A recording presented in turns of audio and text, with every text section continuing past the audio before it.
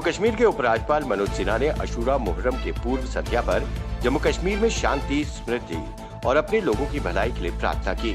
उन्होंने अपने संदेश में कहा कि हजरत इमाम हुसैन और उनके साथियों ने सच्चाई, न्याय और धार्मिकता के मूल्यों को बनाए रखने के लिए अपने जीवन का बलिदान दिया। उन्होंने कहा कि उनकी शहादत हमें मानवीय गरिमा और नैतिकता के उच्च सिद्धांतों की याद दिलाती है। श्रीनगर में सुरक्षा बलों और आतंकियों के बीच हुई मुठभेड़ में 3 आतंकवादियों को सुरक्षा बलों ने मार गिराया है। इस अभियान में एक पुलिस एएसआई बाबूराम भी शहीद हो गए। श्रीनगर में मारे गए आतंकियों की पहचान साकिब अहमद खांडे, उमर तारिक भट्ट और जुबैर अहमद शेख के रूप में हुई है। मारे गए आतंकियों के पास से एक AK-47 और 2 मैगजीन बरामद हुई है। कश्मीर घाटी में आतंकवादियों के खिलाफ चल रहे सफल ऑपरेशन में सुरक्षा बलों को बड़ी कामयाबी मिल रही है। घाटी में आतंकियों की भर्ती में काफी हद तक कमी आ गई है और एक तरह की रोक लग गई है। पाकिस्तान के 2 बड़े आतंकी संगठन जैश-ए-मोहम्मद और लश्कर-ए-तैयबा ने जम्मू संभाग में आतंकी हमले करने की अब योजना बनाई है। हरियाणा में MSc, M.Tech, B.Ed पास युवाओं को कुक, धोबी, बार्बर और अन्य पद दिया गया है, जबकि सरकार उनकी उच्च शिक्षा का अच्छा इस्तेमाल कर सकती थी। इसी से अंदाजा लगाया जा सकता है कि प्रदेश में बेरोजगारी किस कदर है और मजबूरी में उच्च शिक्षित कोई भी नौकरी करने को तैयार है। चीन से तनाव के बीच भारत ने मौजूदा परिस्थितियों को देखते हुए रूस से होने वाली बहुपक्षीय सैन्य अभ्यास में भाग लेने से इनकार कर दिया है। इसे लेकर जल्द ही भारत रूस को भी सूचना दे देगा। सैन्य अभ्यास में चीन, पाकिस्तान समेत 15 से अधिक देशों के भाग लेने की उम्मीद है। केंद्र की मोदी सरकार लोकसभा, विधानसभा एवं स्थानीय निकायों के चुनाव के लिए एक ही मतदाता सूची बनाने की संभावना पर विचार कर रही है।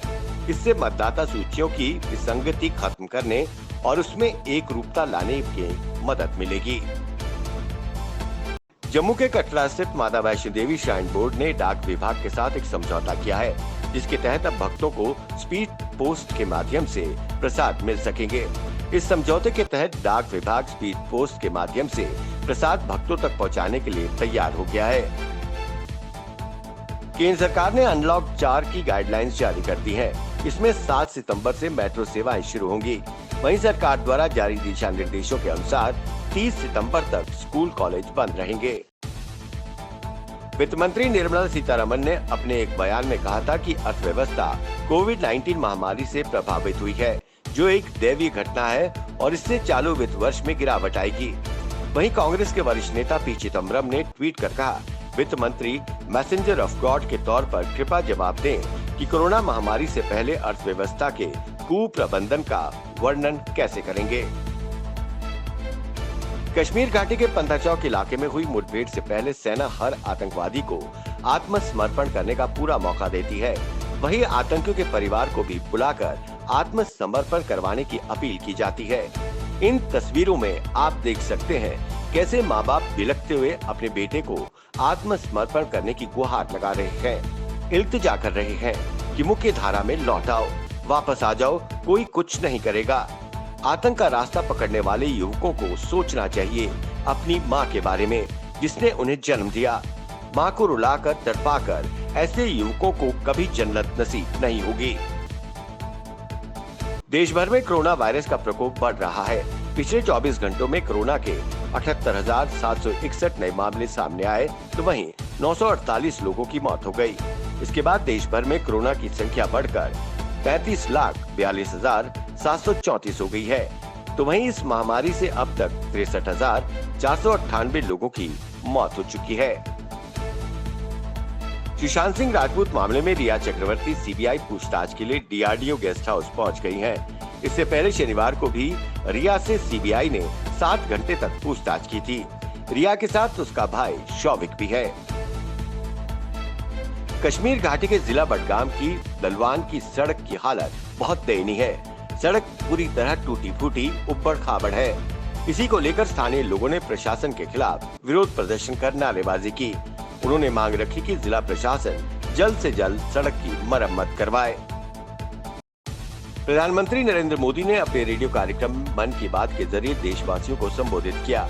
उन्होंने कहा कि देश में हो रहे हर आयोजन में जिस तरह का संयम और सादगी इस बार देखी जा रही है वो अभूतपूर्व है। हमारे पर्व और पर्यावरण इन दोनों के बीच गहरा नाता है।